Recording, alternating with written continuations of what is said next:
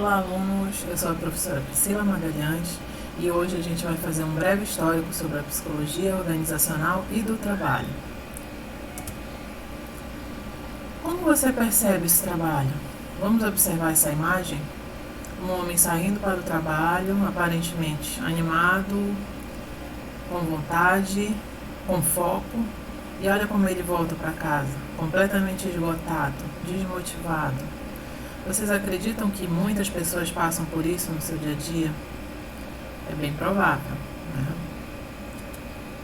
E para você, o que é trabalho? Você já parou para pensar sobre isso? Trabalho é só fazer uma atividade que traga uma remuneração ou vai bem além disso? Se a gente for olhar para essa imagem, a gente também vê a evolução do trabalho ao longo da história da humanidade. Houve períodos, por exemplo, como na Idade Média, em que o trabalho era essencialmente voltado para a agricultura, um trabalho muito árduo. Houve períodos em que o trabalho foi considerado algo divino, algo que enobrece, algo que dignifica, como também relacionado a momentos da nossa história, relacionado à religiosidade. Também com a industrialização a gente houve uma série de mudanças relacionadas a como o homem trabalha, com o taylorismo, o fordismo. A gente já tem outras formas de trabalho. É um tipo de trabalho mais mecanizado, um trabalho padronizado, que envolve a divisão do trabalho. Então, pessoas que trabalhavam, por exemplo, em fábricas, cada um tinha uma especificidade, tinha uma tarefa específica para a fabricação de um determinado item, E o controle, a rigidez em relação aos horários, a jornada de trabalho era muito intensa. E ao longo dos anos, muitas coisas foram mudando com a globalização, com a implementação de novas tecnologias. E hoje em dia a gente tem uma série de modalidades, tipos de trabalho.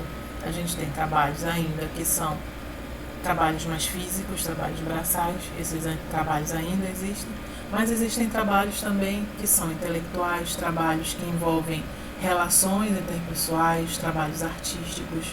E mais atualmente existe a substituição do homem por máquinas, por computadores, e se discute inclusive a utilização de robôs. Não só se discute, mas já se usa em algumas áreas robôs, nas indústrias e até em cirurgias, na área da saúde. Então a mudança de como o trabalho foi acontecendo ao longo dos anos foi muito grande, e é importante a gente pensar sobre isso, o que isso revela sobre nós seres humanos, como a gente se relaciona com essa questão do trabalho, a subjetividade envolvida no que diz respeito ao trabalho. A definição de trabalho envolve uma prática transformadora da realidade. Quando a gente trabalha, a gente age de forma a mudar a realidade e viabiliza a sobrevivência também e realização do ser humano. Trabalho também não pode ser só aquilo que nos traz a sobrevivência. A gente sabe que para muitas pessoas basicamente é isso, mas o trabalho também está relacionado com sonhos, com satisfações, com alcance de objetivos. Então está muito relacionado a nossas realizações e desejos e aspirações também. Bom, sob a perspectiva da psicologia, a gente precisa entender essa relação do homem com o trabalho. Mas aí qual seria o objeto de estudo da psicologia? De modo geral, a psicologia tem como objeto de estudo o comportamento. Mas como a psicologia industrial, organizacional e do trabalho se relaciona com o campo da psicologia como totalidade? É uma questão que a gente vai entender mais adiante. E como então podemos definir a psicologia industrial, organizacional e do trabalho? Vamos lá entender? Primeiro vamos definir a psicologia organizacional.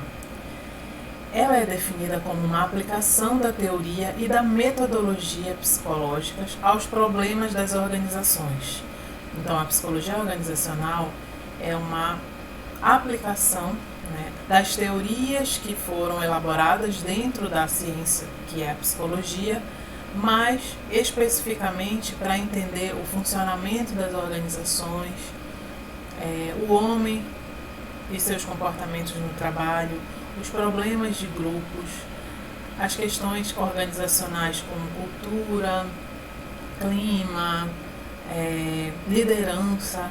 Então, a psicologia organizacional, ela estuda uma série de fenômenos relacionados ao ambiente do trabalho.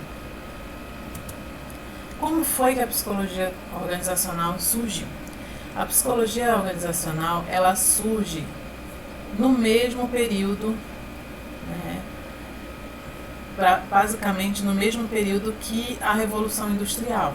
Então, no mesmo período em que houve esse grande boom, né, da industrialização nos países do Ocidente, a psicologia do trabalho organizacional surgiu para dar um suporte no entendimento dessas práticas, no entendimento das dinâmicas de trabalho, com o objetivo também de trazer maior eficiência para o trabalho, trazer resultados mais importantes. Aqui, por exemplo, a gente tem duas imagens do período da Revolução Industrial, fábricas, né, de tecidos, entre outros, que surgiram, e a gente observa como o trabalho era desenvolvido naquele período. Muitas pessoas, um trabalho muito longo, intenso, sem muitas condições adequadas de saúde e de satisfação, qualidade de vida, com muita supervisão, com muitas ações repetitivas. Era esse tipo de trabalho que era comum na época do surgimento da psicologia industrial. E aí a psicologia industrial, ela justamente busca a funcionalidade entre o desempenho e a tarefa. Então, os primeiros psicólogos, né, industriais, eles surgiram para tentar trazer um comportamento mais funcional do homem relacionado à tarefa. Estudos relacionados à fadiga, ao melhor desempenho dos funcionários. Todos esses tipos de estudos foram desenvolvidos nesse período. Então, foi um movimento que surgiu lado a lado à administração científica, na virada do século XX. E foi um movimento pioneiro, né, que foi encabeçado por engenheiros e administradores. E a psicologia entrou nesse movimento também, né, que foi justamente nesse momento em que a psicologia veio para contribuir com a rearticulação do trabalho, oferecendo explicações sobre o desempenho do ser humano nas empresas, nas fábricas, indústrias, que facilitasse a criação de padrões apropriados de ritmo, de movimentos e capacitação desses profissionais. De modo geral, nesse momento a psicologia estava muito preocupada com o resultado do trabalho, com o desempenho, com a eficiência.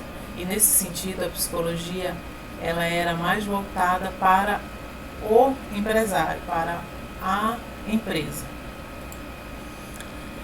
E aí, ao longo de muitos anos e muitas evoluções e avanços, a psicologia organizacional foi muito expandida.